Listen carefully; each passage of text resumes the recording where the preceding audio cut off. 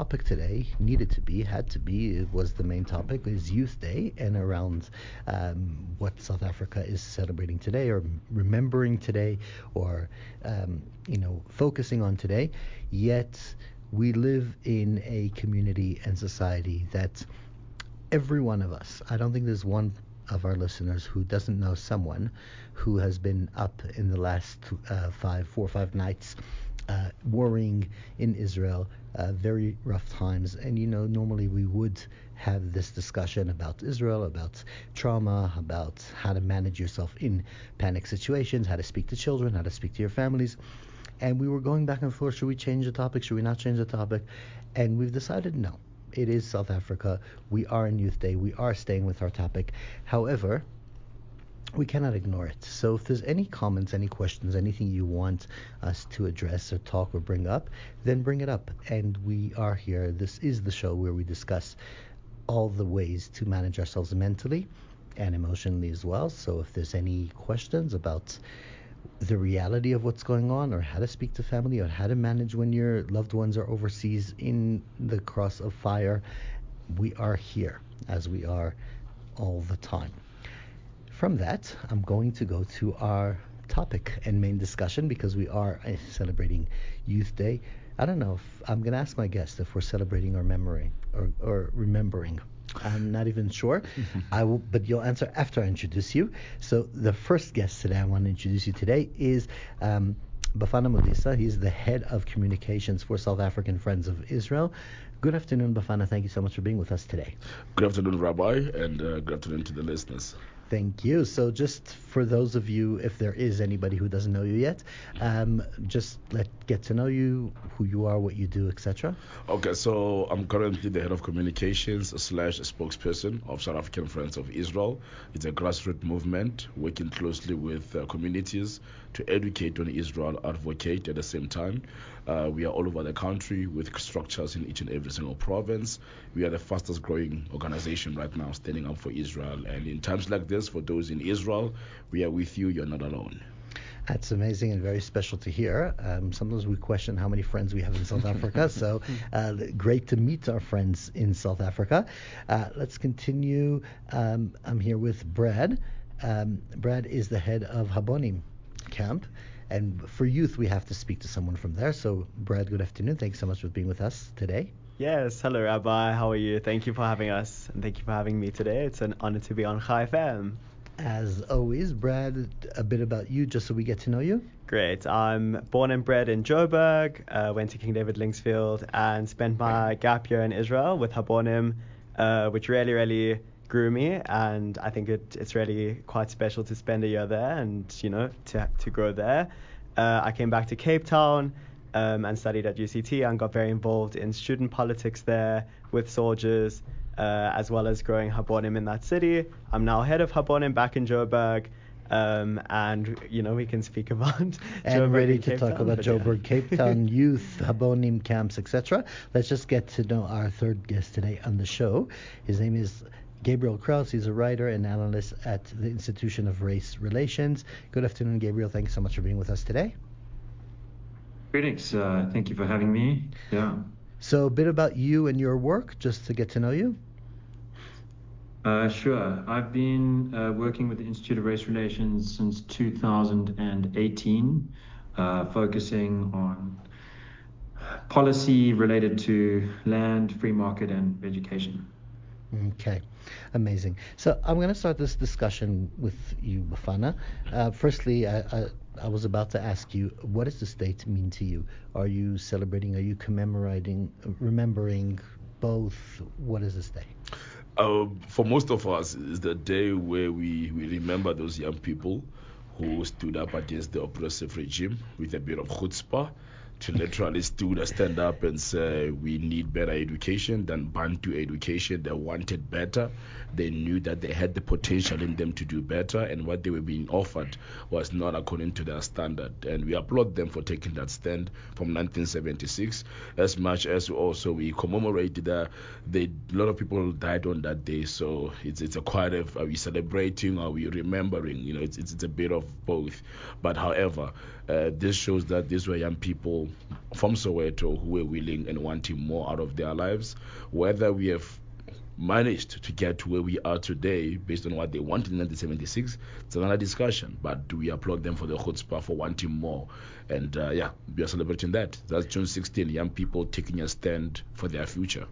And standing very strong as youth. We'll get to the youth part of it and how much the youth today are relevant in reality of what's happening in South Africa shortly. I do want to ask you, though, Gabriel, because we're talking about an event that happened 49 years ago, 1976, Yes. right? So it's 49 years already. The youth did an amazing thing. They stood strong. They fought. They hoped and wished and fought for a better future. And that future was about equality, about everybody being treated equally, everybody being the same. Looking nearly 50 years later, Gabriel, as a person who is a writer and an analyst when it comes to race and relations, have they achieved? Have we shifted to the other side? Are we in the same place? What is the reality today? Let me try and answer that question by reflecting on a pretty special part of the Institute of Race Relations history, which is that it paid close attention not just to what politicians were saying, but to what ordinary South Africans were saying on the ground.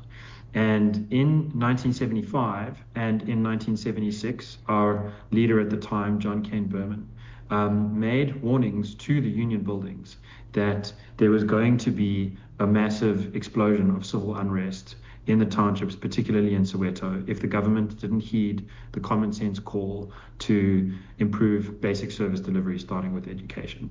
And that was obviously prescient, but it was not, as JKB would say, like a hard thing to do. You just had to listen and pay attention. And I think there was an interesting thing, because at that period, like after the Sharpeville massacre, sort of almost 10 years earlier, and the crackdown, there had been the sense that the ANC and the struggle movement had kind of been locked away, and really a lot of leaders had been locked away.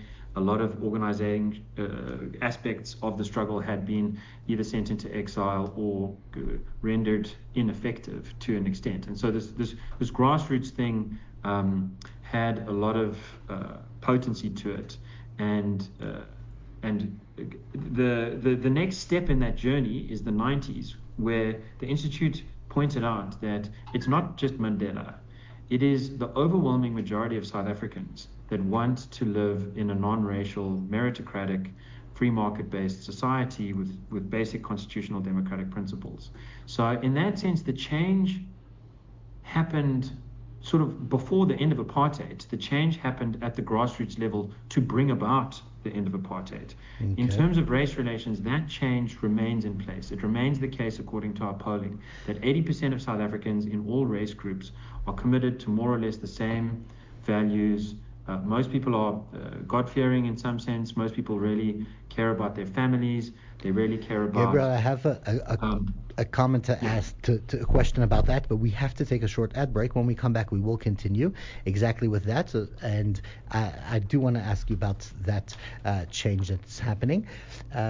Short break, we will be right back. This time we're back. We are here in a fascinating discussion. We are talking about Youth Day here in South Africa with quite a few angles, I'd say, different people in the studio in this discussion. Each one comes from their angle of things. And right before the break, Gabriel Cross, who is a writer and an analyst at the Institute of Race Relations, spoke about the race change and shift and getting everybody in the same page, and 80% of South Africans wanting the same concept of equal treatment towards everybody in democracy and not seeing any races. I have to ask you about it, though. The first visit I ever had to South Africa wasn't that long ago. It was a bit over 10 years ago, and unfortunately the person I was with in the car got involved in a car accident, and a normal thing, and the police came and she needed to fill out a police report. And in that police report, I don't know how it is today, but that was 10 years ago, it asked her what her race is as the driver. which blew my mind. I haven't seen such a thing before in my life in any country in the world, not in Israel, not in America, not in Europe. I've never seen it. And I come to South Africa that has gone through such a change, and the official document from the police, the person had to fill out what their race is and what their color is. I couldn't understand it. Maybe you can shed some light, considering that you're saying 80% of the population is looking for equality. Yeah, so I think it's an astute question which points to the same kind of disjunction that has plagued South Africa for decades, which is a disjunct between what most people want and how they live their lives when it's left up to them, and how the powers that be in the union buildings in Pretoria and in Parliament in Cape Town try to govern the country. So in 76, the people in the union buildings were astonished that most black South Africans wanted to be able to have their children educated in a language of their own choice. In 2025, officials are astonished that most South Africans want meritocracy in education, at work, and so on. Unfortunately, the lawmakers are out of touch with the people, and there's various idiosyncrasies in our democratic system that sort of explain why that has been sustained. It is obviously changing. I think that a lot of the change in the last 12 months has been for the better, with like a competitive democracy coming into play. But one of the ways that you can see that change not happening fast enough is in education, where like the cry of Hector Peterson was for better education, and in the last 15 years, South Africa's education system has been getting much worse. We have been on a downward trend on PIRLS, the international study for literacy for kids in grade 5. We were the worst of like 140 countries evaluated 7 years ago, and then 3 years ago we got even worse, with only 20% of children in grade 5 effectively able to read. Our mathematics on international studies is also being on a downward trend, and you know that has to do with politicians grabbing more power to themselves, and I think rubbing up against the common sense interest of parents and you know members of the South African public that want one thing and are getting something very, very different. And your story about like needing your race to be filled out on the police report is very much to that point. So I want to ask about that, and I'm going to go to Brad because you're the representative of youth here today. Bafana's also young. Enjoy youth. What? I'm also young as well. You're okay. Then you know what? Then even more. Then I'll ask the question to both of you. Okay, Bafana, because I was going to ask you about how, being young but being so powerful, to go against the majority today in South Africa and being able to be a spokesperson in for and a voice of connection to Israel, which are, you know, I'd say Israel's not very popular today in South Africa. I think that would be fair. It's changing with your work, but generally. So how to be that sound coming from the other side. But before we go there, I do want to ask you, Brad, okay? And apologize. You know, I hear Gabriel speak about the government and the government not listening to the people and not being invested in where the people actually want to hear, and I hear it quite a lot. I also, throughout the years of the show, when I've met government officials and people that are high up there in the leaders of South Africa, too many times I've heard from them about them being part of these youth movements, and this happened 50 years ago. That means that the leadership is not necessarily youth per se in South Africa, to say the least. Now, my question to that is, the youth in 1975, 1976, nobody asked their opinion. They came, as Bafana said, and they gave their opinion with some chutzpah, as you said, right? They stood there and they made their voices be heard very loud and clear, and they fought for what they believed. Now, we could sit here and speak about the government. My question is, where's the youth? Why are you not making your voices heard, regardless of if the government wants to hear it or not? I don't think the government in 76 wanted to hear the youth. They had to. What's happening today? Okay, I've got many thoughts. I think on what Gabe is saying, where you know the Institute of Race Relations back in the 1970s said that there was an imminent firestorm which happened. I think that we might face the same thing here in South Africa, where how long, 50 years next year after the Soweto uprising and, you know, how important it is to learn from history. How long can this country go without, you know, young people having access to education? And I was reading this morning that, you know, 49 years ago, that access was denied through guns and through violence. Today it's denied through bureaucracy and corruption. I think that stings quite a lot. I wouldn't pin the blame on the youth.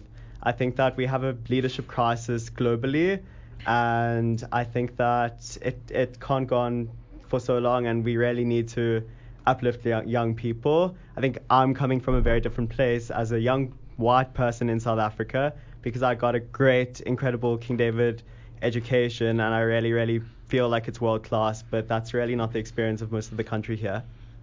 So then, Bafana, what do you say about this? Do you also feel like the youth are going to uprise and stand and do something? There's been some talk a couple of years ago about the unled revolution, which stems from the part that the leaders, remember back then, these youth fought against the Afrikaners. And now it's our leaders, the ANC, that we trusted in 1994 to deliver these aspirations and desires of our young people. But now they're the ones who are gatekeeping these doors. So now we might have a danger whereby we're going to have an unled revolution, just like we saw with Fees Must Fall, from Verds and other universities a couple of years ago, where there was burning of buildings and all of that. Are we saying that maybe the people, the education in South Africa is in this sense? If you are poor, you'll be 40 or 70 in a class in the township. If you have a bit of money, you'll go to a private school. Popular now amongst the black community is Kuro. If you are well-reached, or Hilton College and whatever. But then the majority are still on those schools in the townships, and most of them don't make it to varsity. And those who overwork themselves to get to varsity end up graduating without no job or whatsoever. So slowly but surely, the unled revolution is coming, because the youth say we have done everything that Mandela asked us to do. Get the education so you can empower yourselves and build this country. We did that. Where are those jobs? Where is that? So where are the solutions? Yes, the government has to be blamed along the way, but also there is also an issue of race in this country, and it can't be ignored. As you said, when you arrived here, you saw those ticks of black, white, Indian, or colored. And South Africa is still very much built on the race aspect. If you are white, you have a good education. As you just said, you went to a good King David school. If you are black, you have to double check. Did you go to a good school or a township school? But if you are white, automatically we knew that you were playing rugby at school and you were playing cricket. If you are black, you're only playing soccer in the township after school. So the dynamics that needs to forge here. But at the end of the day, I feel that the state itself and the private sector and communities have a role to play. However, we've been blaming the government for so long, and we have to blame the government because they are the administrators, definitely. But also, there's gotta be something has to give to ensure that we don't have this unled revolution that even our leaders won't control. Yet, if we look in the townships and we see that 30 years into the government ruling the country, the educational system did not change, and the schools are not in a better place, and nothing has shifted, then one would come and say, then why are we still in electing these leaders, connecting to these leaders? You say that because in the past it was easier, it was a different race, and the young youth were maybe not identifying with Afrikaners, could fight against it, and today it's hard. But when I look at a child in the townships who's denied basic education and tell him, oh no, your president is now debating climate change and is very worried about the global warming, and you don't have water and electricity and you don't have an education, does this child even relate to his leadership? Honestly speaking, Rabbi, when you look at our ANC government, you might have to say that way. As a black person, we trusted that they will deliver on their promises. And for 30 years, we've been voting for the ANC based on the rich history that it has from 1912 to this day. to reclaim our land, build our land as Africans. I think most Jews would say black people vote because I'm black, it's ANC, I vote because of the history that it has, just like Likud, right? Most Jews vote Likud because I'm Jewish, it's Likud, it's about nation and nationhood and statehood. However, our people are smelling the coffee, and you've seen the ANC losing elections recently with 40%. Even the EFF that we thought was speaking for the youth is on 9%. So the youth of this country are thirsty and hungry for change, to see tangible change. And that's why I'm saying that when this revolution, or rather chaos erupts, even the EFF or the ANC won't control it. This will be young people who will be fighting for a better South Africa, not just for blacks, but even for those whites today who find themselves poor, even Indians who find themselves poor and don't have access to varsity or even to jobs. So yes, there's something to be said about the quality of our leaders when they took over the government, where they prepared to govern, what drove them. We have had so many educations, you have CAPS, we have OBE, we have all these systems that they've been putting in place, but nothing when it comes to execution. And that's why today you see the townships are still the same over the years. And corruption, definitely. Most schools were built, some are unfinished, but yes, the population is growing in the township, and you can't have 50 learners in one classroom and expect them to do well. 100%. So really, Gabriel, from your side, from what you're seeing and analyzing, why are we so stuck in this race? Because the one thing of full equality, we can see already poverty in all colors, and we could see people on the streets asking for support at all colors. Yet we're still not getting together as a nation and standing up and resisting this. I think you're muted. My apologies. I think there's two parts to the answer. The one is that actually there has been change. It hasn't helped everyone. Unemployment, black unemployment in particular, has doubled in the last 15 years. But for people in the top 20% of the country, there has been significantly positive change. And for a lot of South Africans, so just like looking at piped water, electricity, brick houses, 1990, there were 10 new shacks being built for every brick house. By 2010, there were 10 brick houses being built for every shack. So that kind of achievement from the ANC, rolling out piped water and electricity to over 15 million people, getting 17 million people onto the social grant system. And in terms of education, getting to the point where today, 80% of candidate attorneys are black. Whites are a minority of university graduates in every discipline but 4, and the 4 are pretty unusual, like architecture, military sciences, and 2 others. In everything else, whites are a minority. So there has been a huge change. I mean, that is day and night compared to how the country looked in 1990. And that change in the upper class and the middle class has been sufficiently intense that the middle class has been satisfied with a no-growth economy for the last 15 years, because there's been redistribution within that no-growth, and there has been educational improvements for the upper crust, including the middle class. But it hasn't been enough. And so the downside has been bringing about change. And, the Institute of Race Relations last poll had the DA slightly ahead of the ANC, 30% versus 29%. The first time any poll in the country has had the ANC in second place nationally with a demographically representative sample. And I think if you look at countries around the world that have representative democracies, the rate of change that we're seeing, the rate of drop in support for the ANC is quite fast. I mean, they had 69% support under Thabo Mbeki in the mid-2000s, and now on the polls, they're at 29%. That is a very rapid decline by, it's not fast enough for people who don't have that commitment. But correct. If you look nationwide, it's a pretty stern word against them. And I think the DA, having the Siviwe Gwagube is the Minister of Education, she has a chance. I'm not satisfied with what she's been doing there, but she has a chance in the rest of her term to make inroads into the most basic need, which is for basic education to improve. We've got a shortage of 60,000 classrooms. We think that if she manages to do that, and we've got ideas about how she can do that affordably, you would get to the place where more and more voters are going to peel Are gonna away connect. from a system that's not working to one that is working. That's how democracy works. And get them that hope. So I want to ask you, Brad, and then we'll take another short break.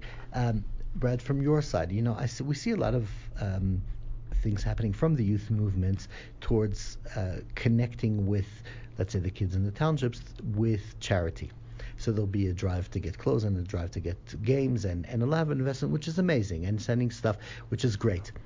I don't see enough initiatives in connecting, meaning to actually form a relationship that will support both sides in work and opportunity in connection. Why are we focusing so much on charity and support instead of actual equality and work and together creating opportunities? I think that's the easy route. That's the easy way to go. It's easy. I mean, there's merit to it. There's merit to food drives and shoe drives, but I think that real connection is harder, and it's work, and it's a long-term commitment. And I think that specifically from my side, from Habonim, there have been so many alum who have played a fabric in the post-democracy world, in the fight against apartheid. And I think that, I'll include all the youth movements here. Fostering a love for South Africa, I think, is really important in the Jewish community. I know it's not always easy. I know that especially now with what's happening in Israel, is really difficult for the community to feel at home here. But, I think we really have a very well established real place in the country, and we have a real history here. And I think that what I've learned through Habo is, wanting to connect a bit further, like you're saying. So let's see how that happens. We didn't take a short ad break, but you're in the room here with Bafana. You're both of you young, as you made it very clear, and both of you have the abilities. And I don't think the Bafana hard work is difficult for him, or choosing the easy route doesn't look like that's the case. So let's talk and let's see what is happening and what needs to happen in order to create more of that strong connection. We'll do that right now. 1.9 FM Rabbi G. We are back and we are discussing Youth Day. I have an incredible guest here in studio. I'm here with Bafana Modise, who's the head of communications for South African Friends of Israel. Brad Gottschalk. It's German. Yeah, that's beyond my ability. Head of Habonim. And I have Gabriel Kroos, who's a writer and analyst at the Institute of Race Relations. Bafana, right before the break, I asked Brad about the relationship between what's happening he came from a Jewish white school. And we spoke about the concept that there's endless investment from the community in the townships, and I am inspired, and I hear that from everybody on both sides, how it's amazing the work that the community is providing, yet it's all in the realms of charity. How do we create a change that is more inclusive in maybe helping them get opportunities of jobs, helping them get opportunities of education, helping them get the famous analogy, teaching them how to fish instead of giving them fish? Thank you for that. I think that's one thing that I've always said. Whenever somebody thinks of Africa, they think of an NGO or they think of a charity organization where they can give. Whenever companies think of a township, they think of it on Nelson Mandela Day when they can do a soup kitchen and all that. However, I believe that the change that needs to be done could be more based on developmental, based on empowering. If you are telling me you're coming to upskill the youth of Soweto with a scarce skill that will benefit them in the future, that's an initiative that I would like to champion. What I've seen over the years also is that race in South Africa, and I heard him say there's been a lot of change. Definitely there's been a lot of change. However, that change, when you look at it, you realize that the whites still have the upper class, whatever, first class citizenship. You have the middle class that basically is surviving on 3 salaries away from poverty. So you call it the middle class, but they're just 3 salaries away from being broke and back in the township. There is no stability built on it. And when you look at the education system, you still have a lot of black middle classes, they call them, taking their kids to these white schools because they believe that's where the quality. However, how do you build this inclusivity through arts, through sport, through connectivity on the ground, getting to know the people, not just coming to take a picture for your donors and say, yeah, we did this in Soweto. Or to be compliant. Yes, or to be compliant, but really to start having sports. I would not mind to see Habonim challenging the people of Alex on a soccer match or choir or either chess. Bafana's clever. He didn't point at me when he said sports. He pointed at you when he said sports. Okay. So basically, I think it needs to be real. It needs to be genuine. It can't just be built on charity all the time. Yes, there is that dependency syndrome that our government has built. Even when they campaign, I've always told my people, when these guys campaign to us black people, they talk about free housing, free food, free whatever. When they come to the whites community, they speak about policy, they speak about the direction of the country, because they know that because we are poor, what we need is immediate an immediate need, which is food, water, and whatever. But I feel that once you have covered the basic needs, people can start to have proper nation-building discussion. And I think the decline of the ANC over the years is because of this middle class that has been able to secure that, and now they can think beyond their stomach, beyond their poverty, to say, where is this country going? But that middle class is literally 20 or 30% of the black population in this country. So we just need to find ways on how do we build that inclusivity within the townships, either whites and blacks, not just this PR stance that we push on special days. I don't think it's working, and it just makes people look like we are some charity case. Meanwhile, we are a nation, just like the Jews.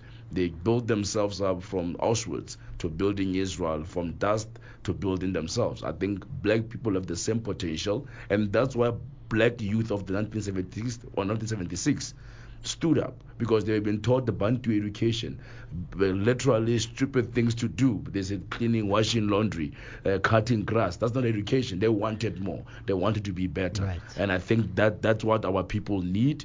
And I believe in short time, not too long, in a short while, we will start to see a unified South Africa that will be built on genuinity, not just PR stance to look like we are doing something. I must sometimes think that, free housing, free water, all the concept of free is damaging the black community, because it, instead of giving hope and ability for a man to work and support and fight for something, you tell them, if you vote here, you'll get it for free, which is very generational, like, let's get everything easy, but it's making people, it's holding them back from fighting for a better future. It's both sides, right? It's both sides. When you have a population that is poor, that is closed out of for over 40 years out of opportunities, the government needs to meet the need, right? The need is met, but I think you can meet the need by empowering at the same time.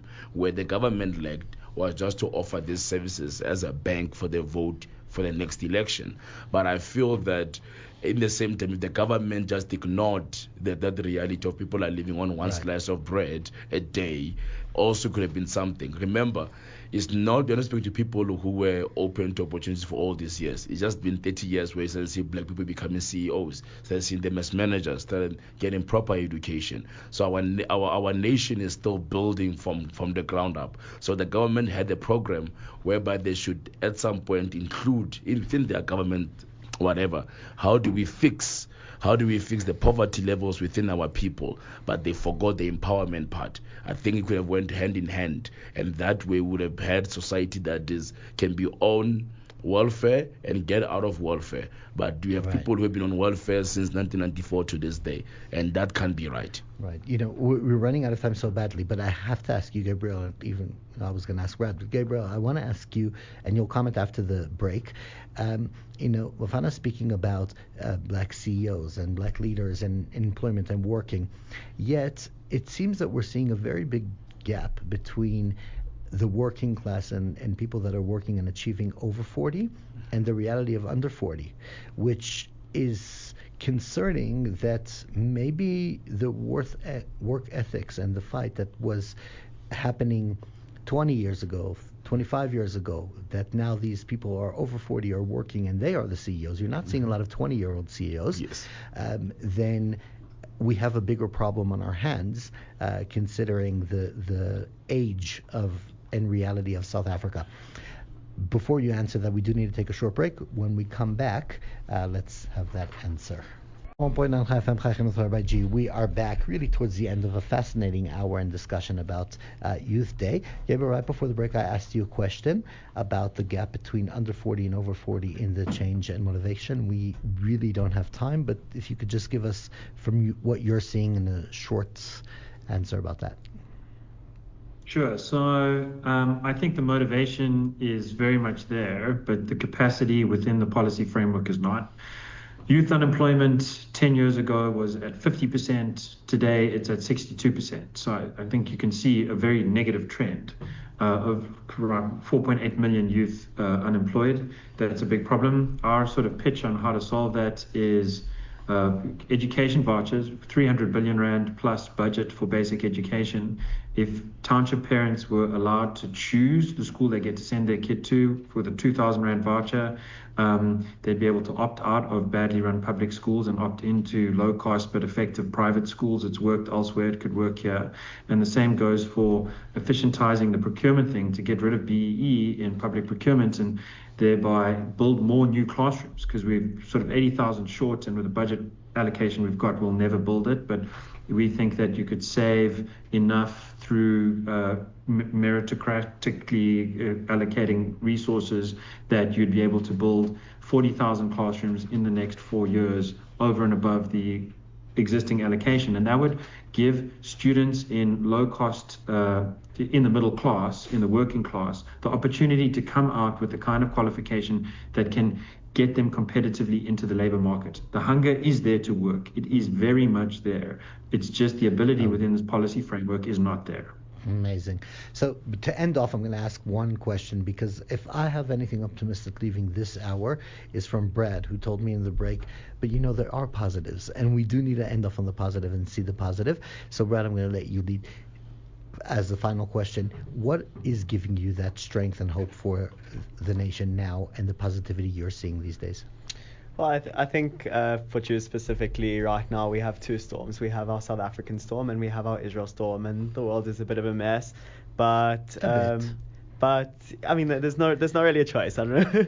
Maybe that's a bit more pragmatic, but there's not really a choice. And I think specifically here, because we're speaking about South Africa, there's a will, and Theodor Herzl, Im Tirtzu, if you believe, if you will it, it's no dream. And I think we just need to hold on to that optimism that is 30 years old, that maybe people don't really relate to in a rainbow nation type of way, but we need a new type of thinking. I think that no one wants to live in poverty without education and without being able to lead a life that they want to for the future. So I think that South African Jews need to play their role in uplifting and really connecting in a very real way, like you were saying, outside of just drives and charity. And I think that South Africans are resilient, and South Africans really have that streak, and we just really need to push it into the place it needs to be before it's too late. Yes. Amazing. Bafana, your moment of optimism about the future? When I saw the results last year of the elections, when I started, we have a government of national unity right now. The country is working together towards a common objective. Secondly, young people in this country, social media has provided a space where we can connect and learn about each other. I think the biggest thing was the Great Sack, when you had people living in this country and had whites and blacks commenting, let them live, we love our country. And this is just, it shows how much there. Right. So there is that hope between young people. They have seen interracial relationships, interracial marriages. We are having those social spaces, people mixing together, engaging. So I believe in the next 30 to 40 years, South Africa will be the definite dream of Nelson Mandela, a rainbow nation. As he said, we are a resilient nation and we have hope. But I think at some point the youth of this country need to revolt and take back our country. Amen. Please God. And I guess for your age people, it's still a good thing, 30 to 40 years. But we'll stick to that. You have managed. You're also young, Rabbi. Yeah. Young at heart. Gabriel, just from you, we have 30 seconds. I think the fact that we still have a free press, that we have a genuine democracy where the vote makes a difference, where we're seeing democratic change, accountability being brought against parties that have lost their way, I think, is inspiring. I look forward to the local elections in a year and a half as bringing more change and reinvigorating South African civil society and real material consequences on the ground that will be most beautifully felt by the youth. Amazing. And please God, next year when we talk about Youth Day, we will have a better place and a better space in South Africa. Thank you so much to Bafana, Brad, and Gabriel for being today on the show. Thank you, Craig, for managing the show perfectly. Thank you, Senna, for putting the interviews in place. And thank you to our listeners who are here week after week, Monday 2 to 3, as we discuss different topics, different issues, and talk about making the world a better place and us better people. We will be back next week, between Monday 2 to 3. In the meantime, stay safe, be aware. We are through difficult times, but only good, please God, will come out of the change, and we are looking forward for better days for everybody in the world, actually.